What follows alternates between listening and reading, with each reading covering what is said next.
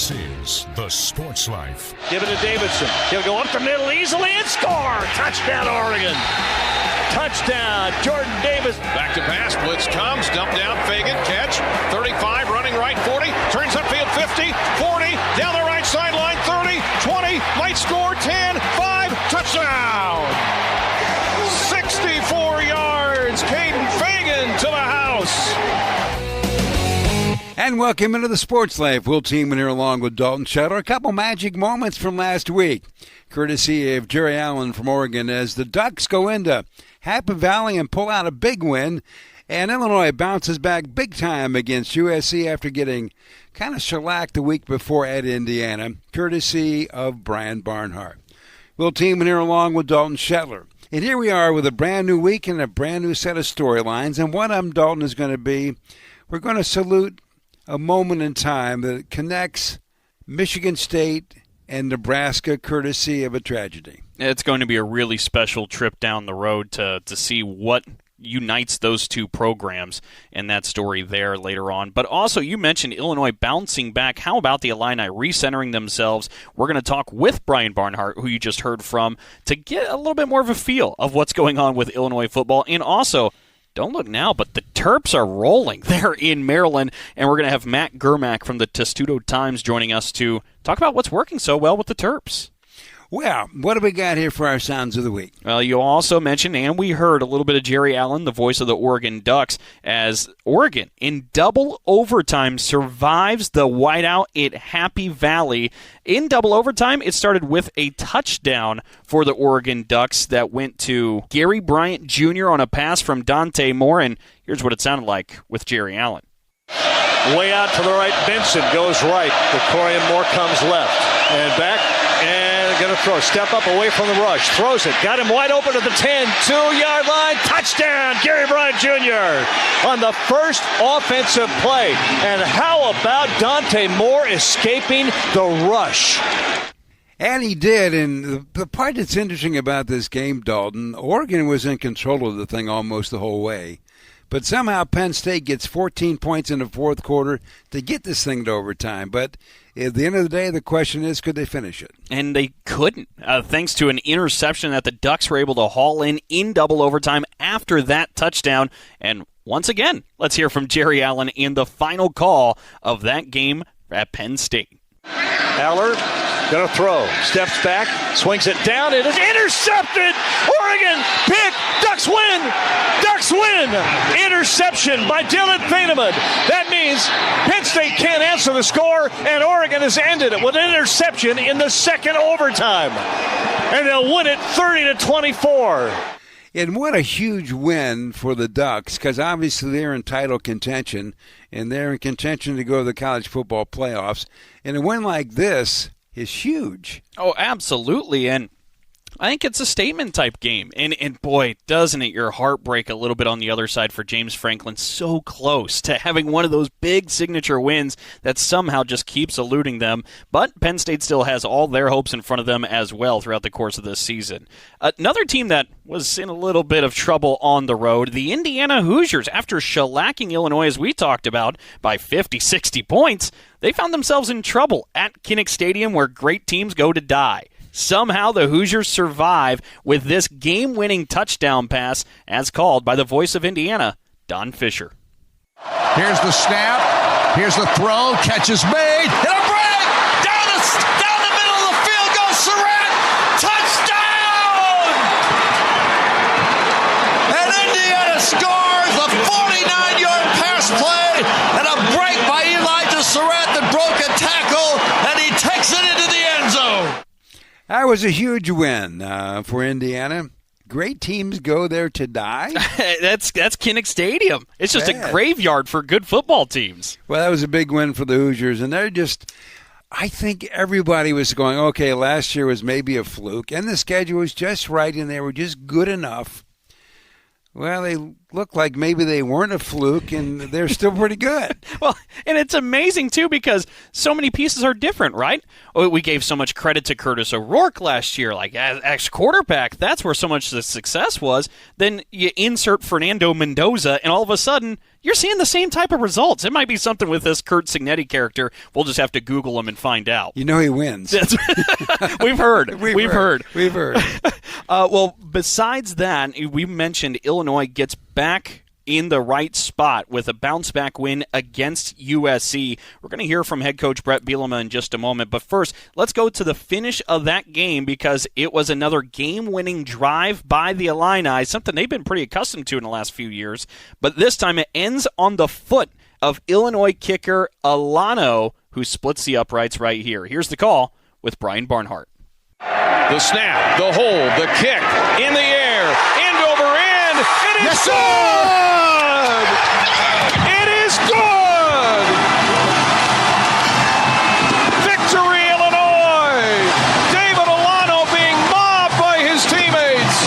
The Illini win it 34-32.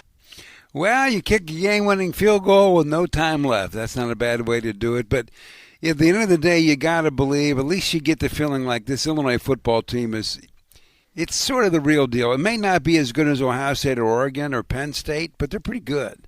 And I have a hard time at this point doubting what Bret Bielema churns out there in Champaign. It's hard to doubt what he's been able to build in the early goings. And this was, yet again, another one of those wins for Bret Bielema that able to reflect upon and think about what he's been able to build at Illinois. And, of course, Bielema's also just become a walking soundbite anytime he takes the podium there in Champaign. But here's what he had to say this past week about the win and his conversations with athletic director Josh Whitman.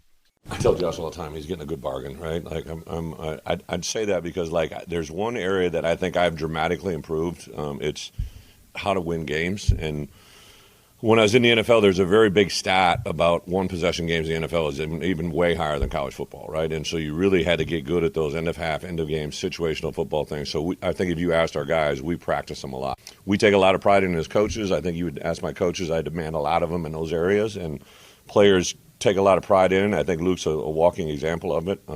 I had no idea it was that many. My wife always gives me a hard time after the game. Like she, on the field Saturday, she's like, oh my God, like that game, right? And I kind of think she does that every game, but I realize that she's done it a lot because it's happened a lot, right? That's 15 games, in a 3-year window that are decided by one score. That's a lot of games, and fortunately we've been able to come out on top of that, but it doesn't happen by chance. Our guys do a really good job of preparing.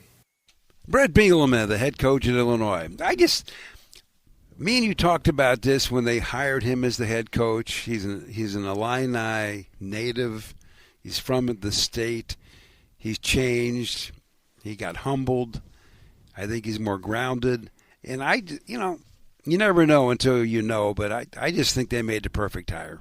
Oh, I think you're absolutely right, and the success kind of speaks for itself, right? Illinois football, that program is seeing some really neat things that it hasn't necessarily seen throughout all of history under Bret Bielema. But how about that for the stat? 15 games decided by one possession for Illinois in the last few years. I think every coach would like to know what's the secret to winning those, because Bret Bielema says there is a formula that they work on behind closed doors, but that's something that would be pretty useful to a lot of people. Well, don't make mistakes. That's right. That'll be a good one. Turnovers, right?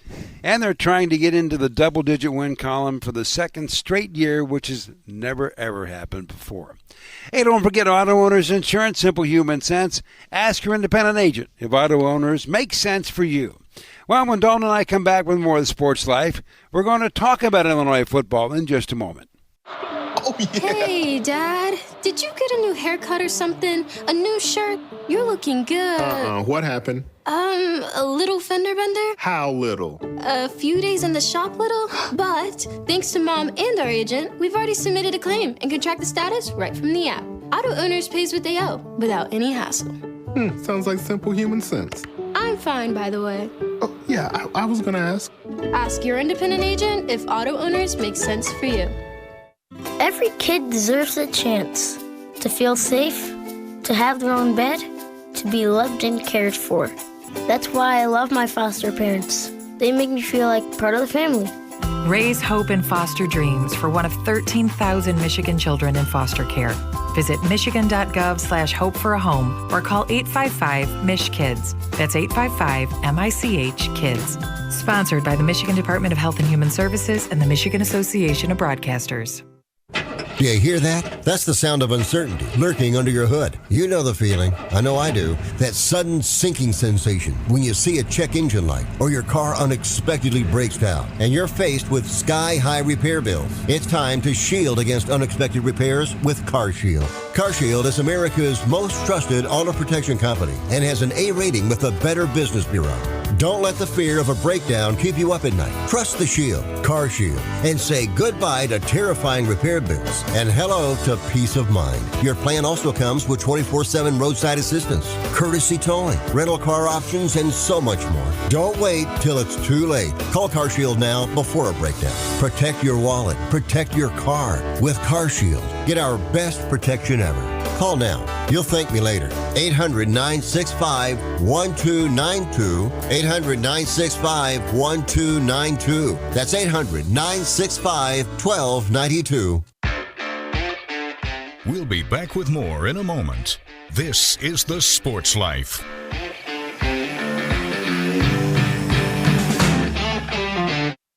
Roxanne Watson is on a mission. Hello, how are you doing today? She wants more people to register as organ, eye, and tissue donors. Are you an organ donor? Yes, I am. Yay. My goal is to sign up the most people in the United States. What drives her? Roxanne's own life was saved through the gift of a heart transplant, made possible by an organ donor. I decided that day that I was going to devote myself to the cause of organ donation and signing people up and honoring my donor by doing that. Now she's back to health, and she's a powerful force helping to save lives every day through her work. Imagine what you can make possible by leaving behind the gift of life. 8 people can be helped with the major organs, and up to 50 people can be helped with a little bit of everything. And when you think about it that way, that you could help that many people, it's amazing. It really is.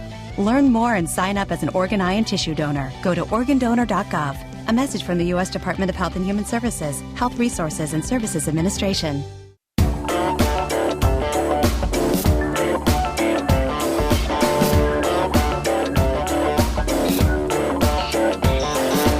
And welcome back for more of the Sports Life. Will Team here along with Dalton Sadler. Well, it's always interesting to see how a football season starts compared to what the preseason thoughts are. But one of the thoughts about the Illinois football team this year was it was going to be really, really good. And at one point it was a top 10 team enrolling, and then it went to Indiana and the wheels came off a little bit, and then made a marvelous comeback and a big win against Southern Cal last week. So to talk about this top 25 team is the voice of Illini Brian Barnhart. And Brian, can you just give us a little thumbnail of the mood going on? You're rolling pretty good. And then Indiana just takes you apart. And what a great comeback against Southern Cal. So what do you think you really have going on down there right now? Yeah, well, it's good to be on with you guys, and thanks, Will. And, yeah, it was, they were forecasted to be a really good team, potential playoff team. I think they still are. It was funny because Brett Bielema, mentioned after the Indiana loss, he said, I had a good team going to Bloomington, and I still think I have a really good team.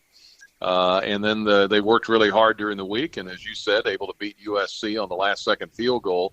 And really, with USC, the game with USC, Illinois had 2 fumbles inside the 5-yard line. They were going in for scores twice. So that, they may not have needed to come down to a last-second field goal by David Alano, but it certainly did. But, yeah, that was an impressive bounce back. But this is just a really solid team, a really good quarterback. Luke Altmaier has, I think, 11 touchdowns now and no interceptions. I can count on one hand in the last year and a half that he's actually thrown the ball that you kind of held your breath on. I mean, he's been so efficient. He can pull it down and run it if he needs to. He elevates the play of his receivers. And so overall, it's just it's not a flashy team, but it's just a really solid team that kind of resembles their coach, Brett Bielema, and they don't do a lot to beat themselves. And the excitement in town is off the charts. I mean, even with the Indiana loss, Fox came in for their noon kickoff. That place Grange Grove was jammed at 7 a.m. with people wanting to get in. And they didn't get to leave till the very end of the game. They stayed till the end last week. So this place is pretty supercharged right now about football. Well, and, I mean, we've referenced a couple of times the tough loss against Indiana, but programs shouldn't be necessarily defined by maybe the lowest moment like what that was. But when you talk about what we've seen success-wise with Brett Bielema in Illinois, for a bounce back, as you put it, Brian, in that win over USC, to see it stabilize the way it did and to see that bounce back, what is that a credit to? Is it a credit to the culture Bielema's built? Is it a credit to Brett Bielema himself? Is it a myriad of things? What does it tell you about this program?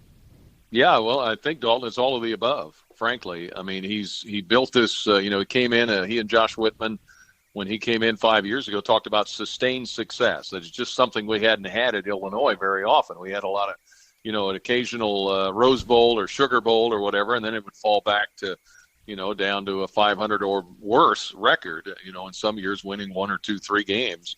So the consistency wasn't there. And so he's just very steadily, I think he had a vision of where he wanted to take it. He had the new chance in college football after getting fired at Arkansas, after he left Wisconsin and working in the NFL. And he picked up a few things from Bill Belichick when he worked for him with the Patriots. And he just kind of merged all of that into how he wanted to run a college football program if he got the chance again, and he did, and he's done it. And I had every confidence that even after what happened at Indiana, which was jarring in its own right because under Brett Bielema, we've rarely had a game like that. Illinois has been in a ton of close games, win or lose, and so to just get blown out like that was just really something really unusual to see. You've come to expect a higher standard from his team.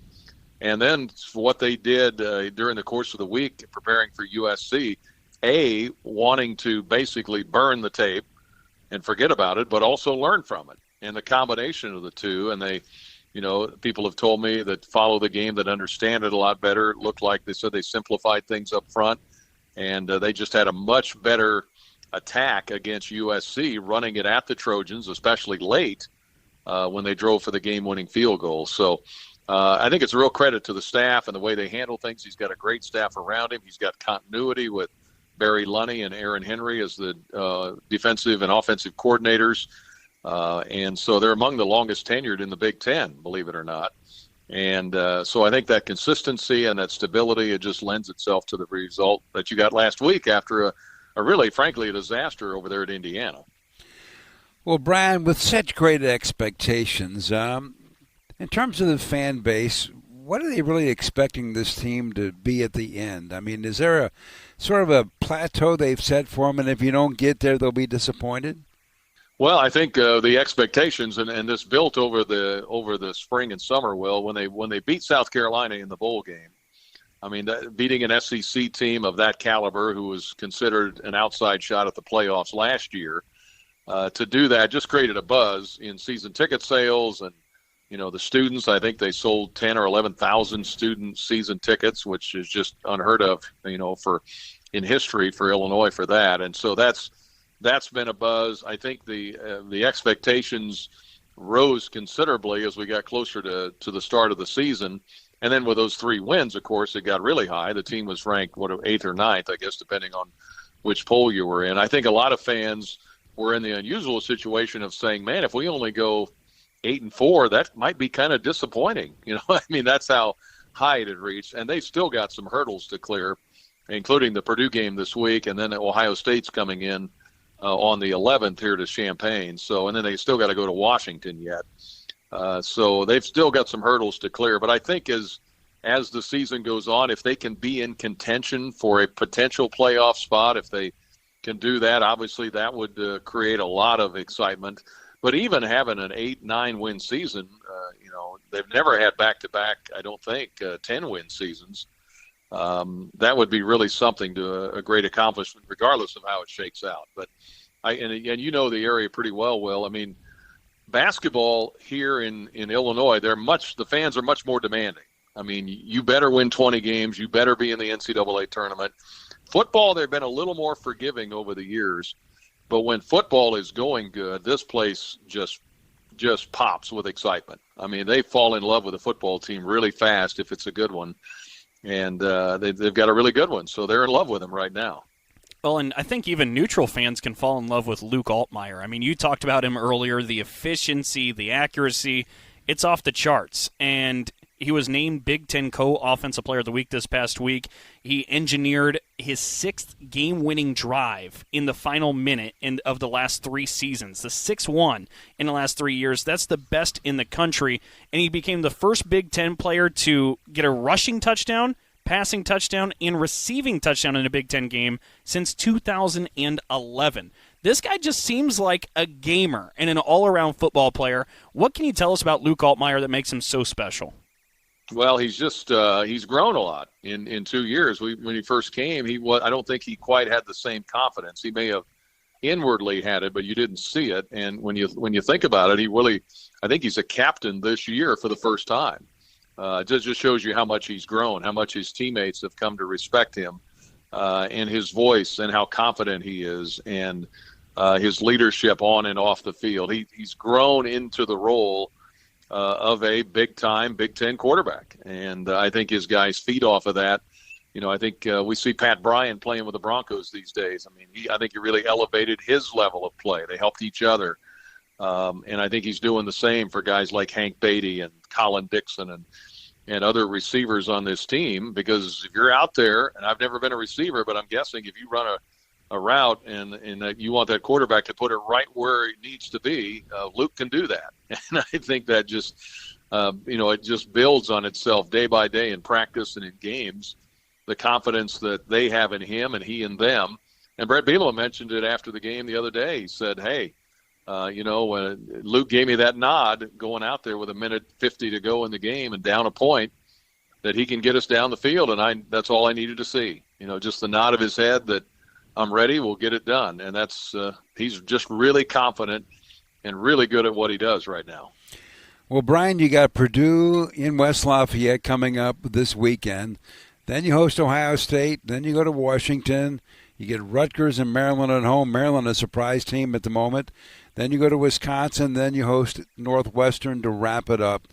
To get through this end of the schedule to be where you want to be, is there a key to this Illinois team, something they've just got to do? Well, I think the one thing they've got to do a little bit, they've got to get healthy defensively. They are banged up in the secondary. And, with Ohio State coming in, I know Ryan Brown, ran for like 150 yards on us last year, the Purdue quarterback, in that wild game. So they've got to be healthy on the back end. I think that's the big thing. They're not going to have Xavier Scott, probably not even until a bowl game, it looks like, based on what we're hearing. So they've got to step up in that end of things, and they've got to get their running game a little more consistent. With that, the ceiling's pretty high. If they struggle in those two areas, that's probably the difference between losing 1 or 2 games and losing 3 or 4, in my mind. Well, as always, appreciate the visit, Brian. Good luck the rest of the way. All right, thanks. Good to talk to you guys. A nice visit with the voice of the Fighting Illini, Brian Barnhart. Well, when we come back with more of the Sports Life, we're going to talk about a special moment in the Big Ten. It affects Michigan State and Nebraska. It's all coming up in just a moment. So, got one for you, boss. Oh, yeah? What's black, white, and dented all over? I give up. The company truck. I know, but thanks to our agent, we've already submitted an insurance claim and can track the status right from the app. Auto owners pays what they owe without any hassle. Lucky for you, that's simple human sense. Ask your independent agent if auto owners make sense for you. Here's a real-life story that affects 50% of all of us out there. It's called divorce. If you've gotten divorced and now you're struggling to pay your bills and your credit card debts are completely out of control, you need to call this special debt relief hotline right now. We help people with all kinds of money problems caused by different life challenges, a divorce, a job loss, even heavy medical bills. All these life events can sometimes financially stress you out and cause you to get out of control. We help people get their lives back by showing them ways to consolidate and reduce their debt, in some cases for a fraction of what they owe.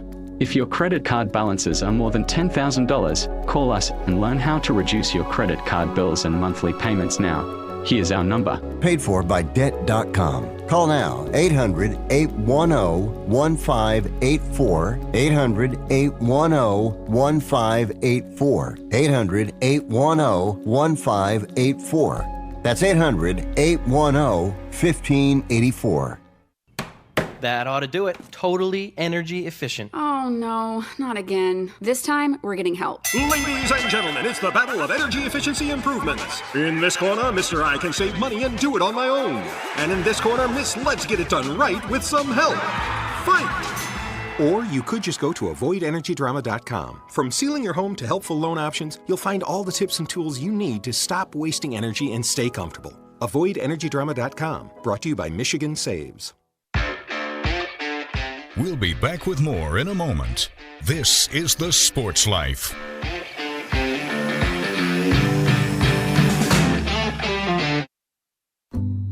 Unlike other health concerns, mental illness is not always easy to see. Depression won't show up on an eye chart, and you can't measure it on your bathroom scale.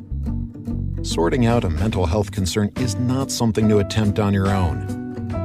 You won't find a bipolar disorder by looking at a thermometer.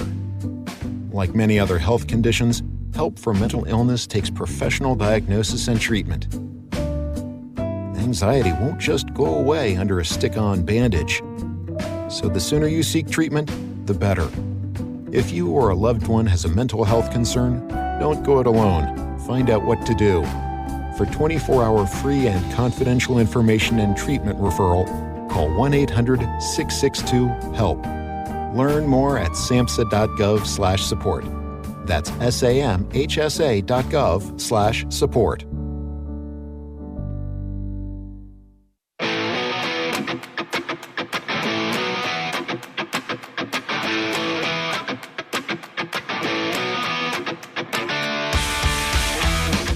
And welcome back from World of Sports Life. Will Tiemann here along with Dalton Shetler.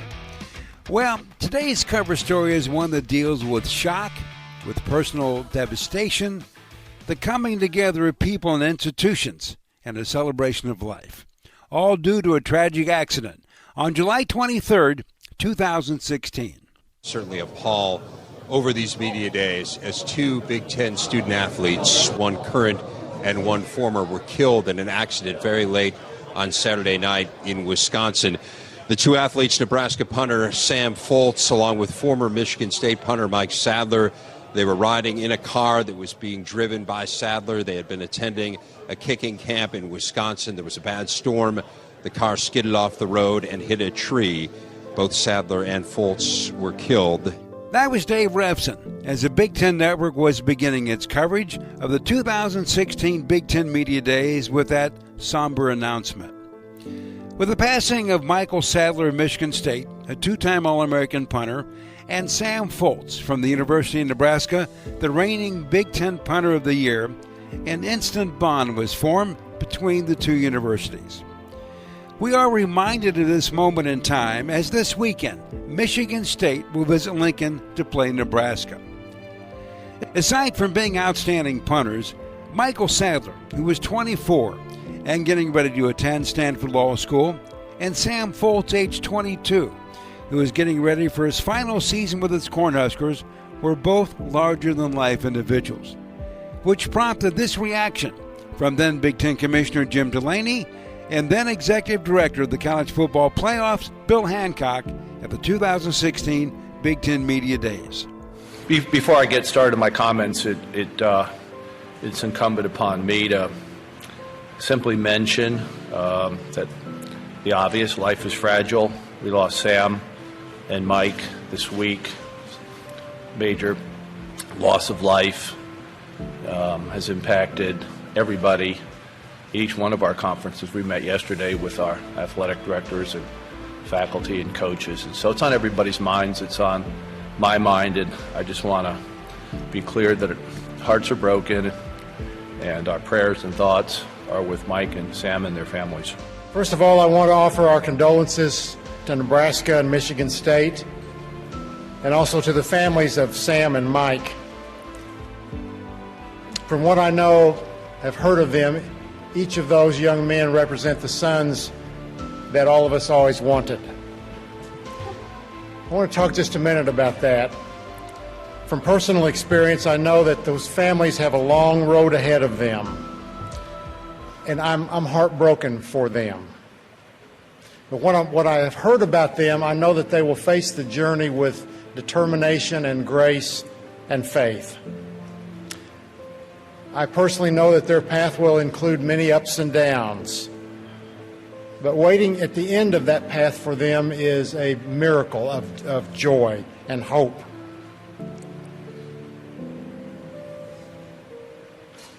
I know that joy and hope is many months and possibly years away for them. But what is ahead for them is a time when college football will matter again, when they will need the game that Sam and Mike loved so much. And I hope for them that time will arrive as soon as possible. Dan Vanderreet, who was Michigan State's football chief of staff, was on the Nebraska football staff in 2015 as an associate athletic director. And he remembers how the news of Sam Foltz passing affected the Cornhusker football program and the community. It was devastating. Sam was larger than life. He wasn't just an all-star, all-league punter. He was so involved in the community, so involved with everyone on the team, so involved in all the things that the athletic department, university provide outside of athletics. Really engaged, and so when we found the news, it was devastating. It wasn't just for a couple players or this, that, the other that he's involved with on the team. He embodied the team. He was friends with everyone, had relationships with everyone, and it was horrible. Karen Sadler, Michael's mother, reflecting on the outpouring of support. Well, everyone was very gracious, very sympathetic. It was everything was kind of a blur back then, Will, but everyone was very kind to us, and we appreciated that, especially then. But people wanted to do whatever they could, and the Big Ten reached out with the idea of doing a commemorative coin that would be used as a coin toss before games. And so they had an idea, they had an image, they had a prototype, and they reached out to us, and they reached out to the Foltz family to get approval to go ahead with that idea and then to use the artwork that they had created. And I don't know if you've seen it, but the coin is beautiful. And we really appreciated that from the Big Ten. The commemorative coin that Karen mentioned was used that year at the Big Ten Championship game. Then in 2018, Michigan State and Nebraska met in Lincoln. They wanted the families to be together, and they wanted to do something special out on the field in Nebraska. So Michigan State invited my daughter Katie and me to fly out with the team, and they put us up overnight, and we were just so thankful for the opportunity.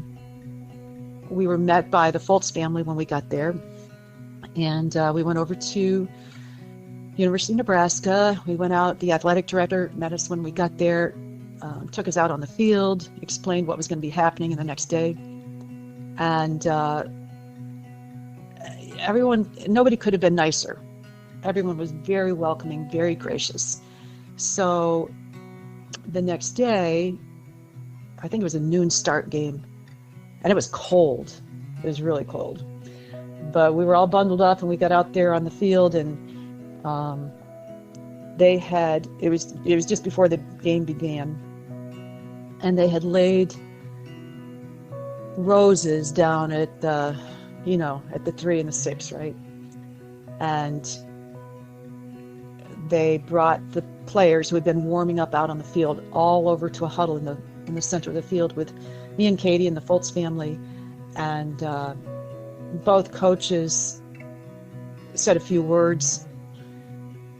They both had gifts to exchange with the families, beautiful gifts. I think one was a Waterford cross that Coach D gave to both families. And the players the players were out there, and they came one by one right down the line, and just said, this game's for Sam and Mike. It's for Sam and Mike. And they played it that way. It turned out to be a game of specialists with only field goals being the score, right? I mean, I think it was we had 2 field goals, and I think they had 3. And so it was a 6-9 game, but those were the only scores, and I do think our boys had something to do with that. Michael Sadler was not only an All-American punter, but he was a king of trick plays, like this one against Iowa in 2013. The play was called Hey Diddle Diddle, Send Sadler Up the Middle. Mike Sadler with his 5th punt of the ball game. Riley McCarron deep for Iowa. Oh, it's a fake. Mike Sadler running to his right. He's got some green grass in front of him. He's into Iowa territory, and he's out of bounds across the way with a first down and then some, folks. Nico Law knocked him out of bounds. Mike Sadler continues to do great things for the Spartans. And as it would turn out, that was a key play in leading MSU to a 26-14 win over Iowa. Again, Dan Vanderreet on how this tragedy brought people together. I hate to say it, but when tragedy happens, it brings us together. And whether it's in my personal family or yours, when someone passes or something like that happens, it seems like it takes that sometimes to get us all together. But the uniqueness of these 2 individuals that really ended up, as you learn about their lives and beyond football, were larger than life on their campuses for what they did in the community and the impact they had. And so being able to honor them and their legacies and bringing the schools together in that way, just got to keep that going. And the creation of the Michael Sadler Foundation is doing just that, as Karen Sadler explains. Well, when we lost Mike, we wanted to do something to keep his memory alive. And it took us a while to figure out what that should be. But as we drove across the state of Michigan and especially around Michigan State, we saw all the billboards that people had gratuitously put up that had his picture and the words "inspire character." And it was finally through those billboards that we gleaned where we needed to go with the foundation in his name. And that was the fact that he had created a legacy that impacted people all across the country. And so that's what our foundation really focuses on. We do scholarships and things like that, but the heart of our work and impact is in helping kids create their legacies to be meaningful.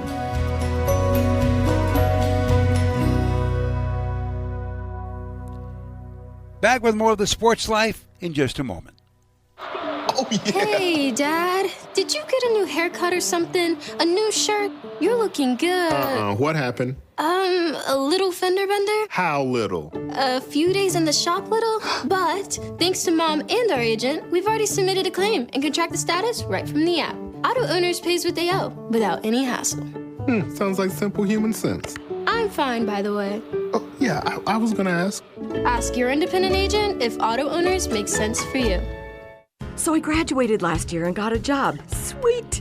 But it got boring. I didn't really have a purpose. Then I started volunteering with Community Action. It's a statewide network with 29 agencies across Michigan. Community Action helps people with food, housing, utilities, childcare, senior services, you name it. I found my purpose, helping people, changing lives. Won't you join me? Call 1-855-MI-ACTION or go to MichiganCommunityAction.org. Sponsored by Michigan Community Action and Michigan Association of Broadcasters.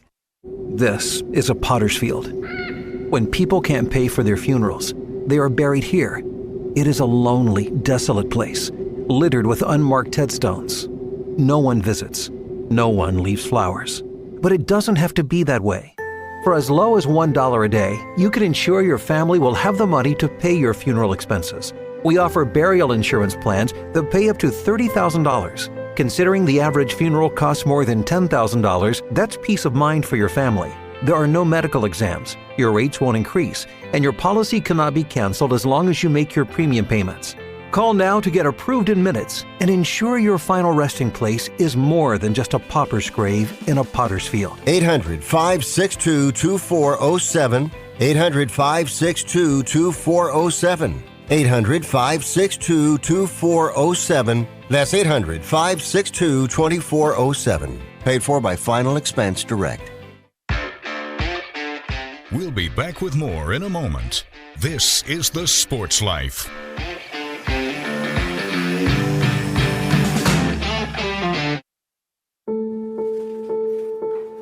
We all make choices.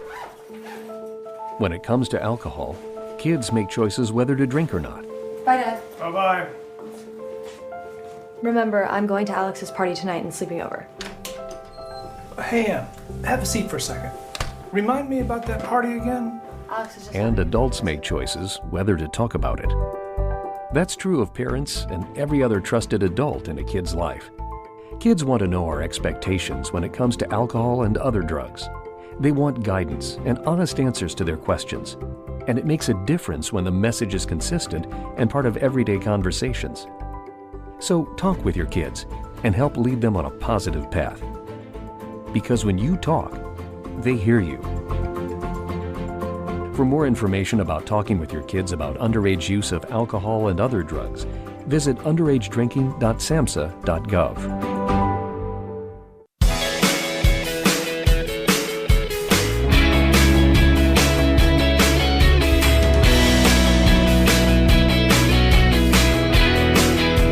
And welcome back for more of the Sports Life. Will Tiemann here along with Dalton Shetler.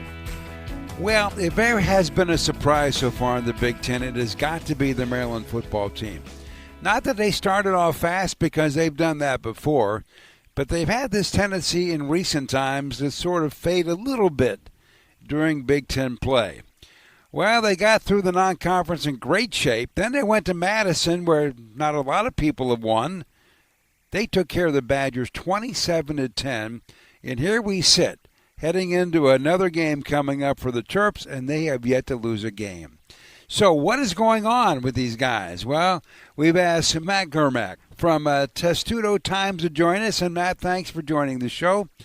What has happened to this Maryland football team? I'm beginning to think they might be the real deal. Yeah, thanks for having me. Well, first of all, with this team, you can't talk about Maryland football without talking about Malik Washington, a freshman quarterback, kind of a local hero. Turned an Archbishop Spalding High School program that was one of the better programs in Maryland before he got there, but he turned them into a national powerhouse. He was a 4-star recruit, very high riser, came to Maryland with a mission to really rebuild, his state school. That was his stated purpose. He's made it very clear, even before he stepped on campus, that was what he wanted to do, and it looks like he's done just that. ESPN called him the number one freshman quarterback in the country. He's played so far above anyone's expectations for him, and I think a lot of people in the program had really high expectations for him as a freshman. And it's been improvement across the board, improvement that we didn't necessarily expect. Michigan State fans will remember last year when Aiden Childs looked maybe the best he's ever looked at Michigan State against Maryland, mainly due to just how bad the defense was last year. There's no better way to put it. That defense has been not even necessarily overhauled, but the guys that were there last year, especially in the secondary, have gotten so much better. There were a lot of true freshmen starting. Michigan State fans might remember Kevin Humes, who was one-on-one with Nick Marsh for much of that game, and Nick Marsh, I believe, had upwards of 180 receiving yards. He's moved into the slot. He's been one of Maryland's best defenders this year, now in his sophomore season. Also, 2 freshman edge rushers who have really just become one of the best stories in college football, Sidney Stewart and Zahir Mathis. Neither of them were particularly highly touted recruits. Sidney Stewart was a 3-star recruit. Zahir Mathis was a 4-star.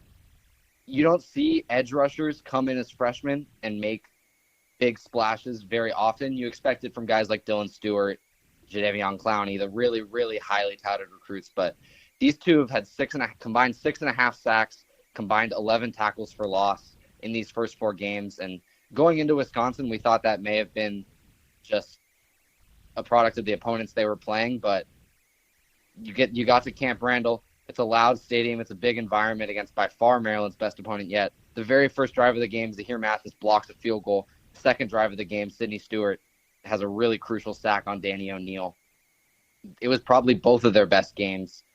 There's so much talent that I don't think many outside the program were expecting from the team this year. And, Wisconsin, we don't know how Wisconsin will turn out as the year goes on. I know a lot of Wisconsin fans are calling for Luke Fickell's head right now.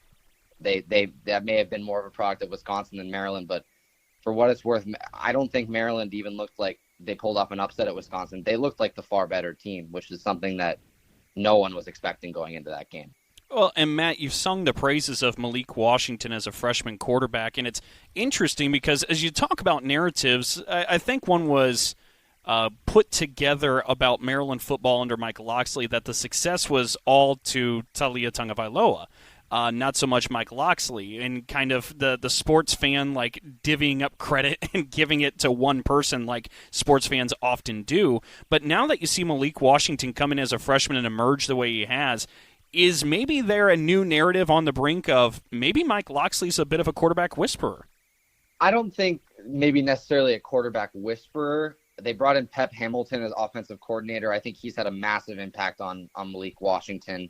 Obviously, Pep Hamilton's had a lot of success with quarterbacks in the past, most namely Andrew Luck over the 5 or 6 years he spent with him. But I think Locksley deserves a lot more credit than he gets as a recruiter and a culture builder. I think he had a vision for this program that not a lot of people outside the program really gave credit to, as far as building up the local recruiting ties.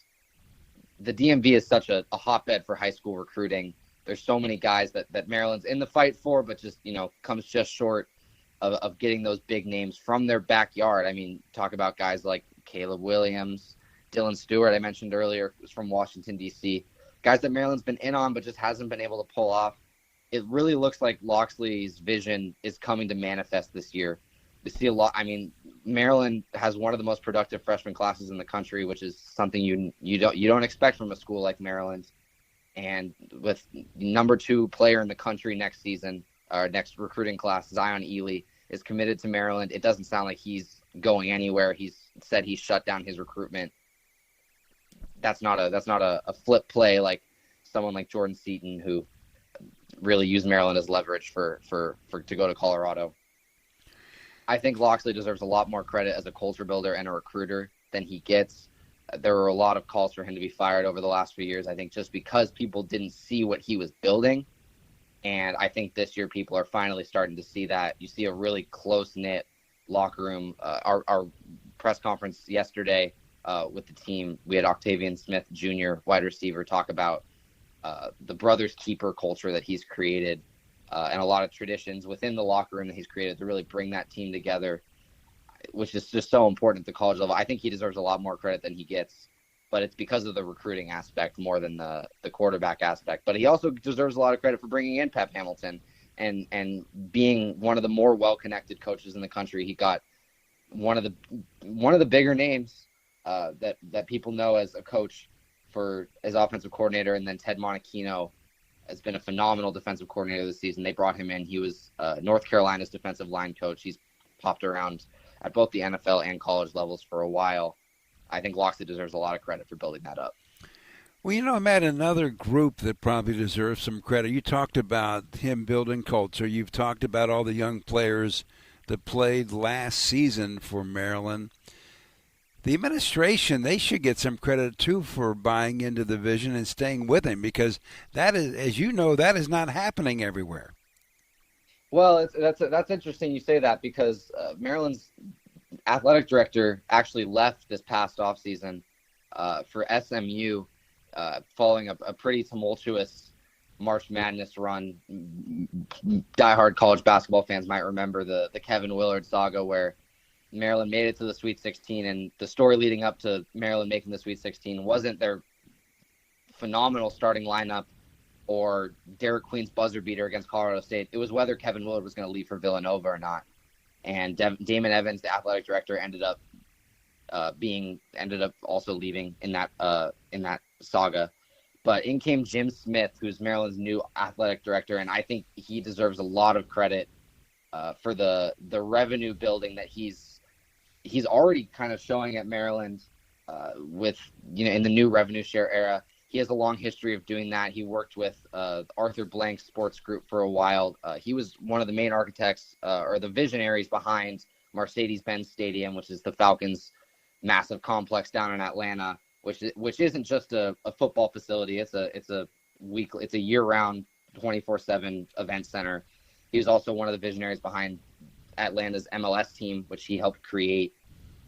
That's already kind of been shown. I think he's developed a lot of goodwill with the fan base. Another big problem with Maryland has been, even with this success, there just hasn't been a lot of fanfare. The stadium you see a lot of pictures of an empty SECU stadium, even when Maryland's good. And I think Jim Smith's doing a phenomenal job at bringing in revenue and then bringing in the fans to back a team that looks like it's on the up and up.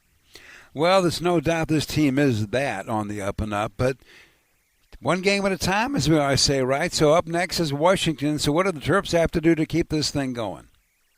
Yeah, well, Maryland fans will know really well the moniker September Maryland. Maryland is 19-3 in the month of September since 2021, and I believe 12-21 after that since 2021.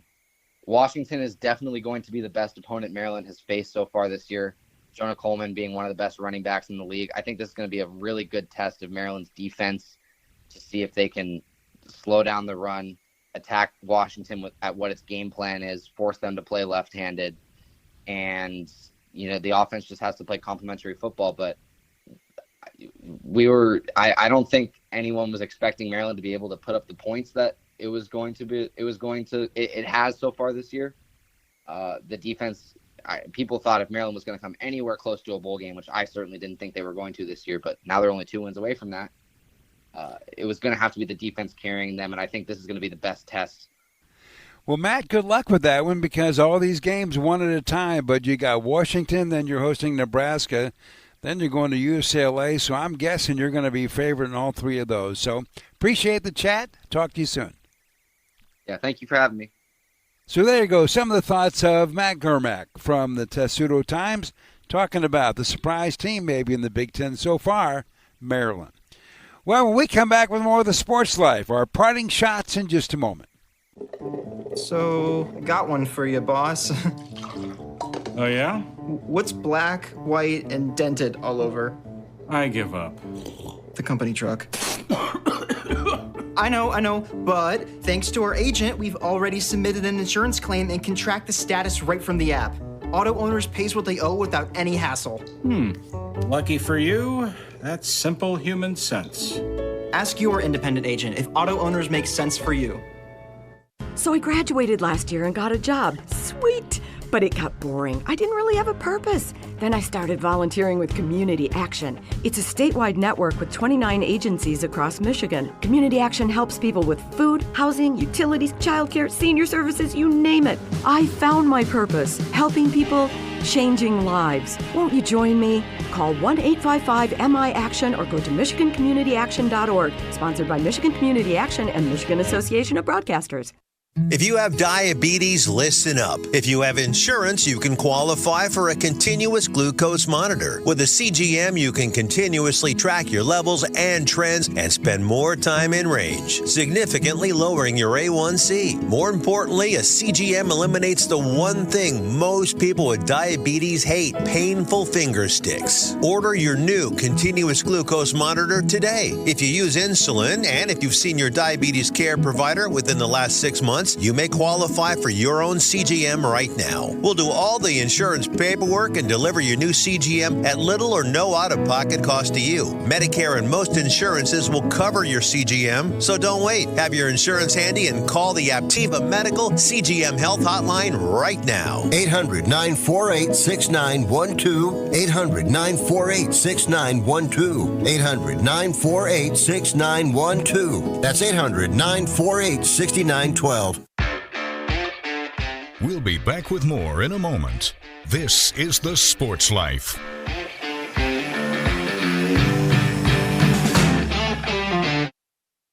Anybody ready for a burger? I'm State Fire Marshal Rich Miller, reminding everyone to think safety first when it comes to outdoor grilling, whether it's charcoal or gas. Never overload your grill with food. Excess fat and grease will create large flames. Grill outdoors and never inside or in a garage. Never leave a grill unattended and always keep a fire extinguisher nearby. For more tips on safe grilling, visit the Bureau of Fire Services website at michigan.gov/BFS. Medicaid and CHIP offer free or low-cost health coverage for children and teens. Hospital and doctor visits, prescriptions, shots, and more are covered. That's peace of mind for parents if a child is sick or gets injured. And parents may now be eligible for Medicaid too, even if they've applied in the past. Enrollment is always open. Visit insurekidsnow.gov or call 1-877-KIDS-NOW. Paid for by the U.S. Department of Health and Human Services.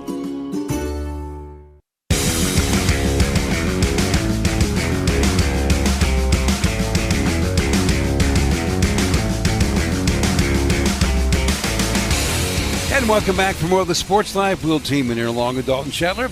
And we have now worked our way to our parting shots as we have taken a look at Maryland and Illinois. And what are some of those great highlights from last week? There are some big moments already.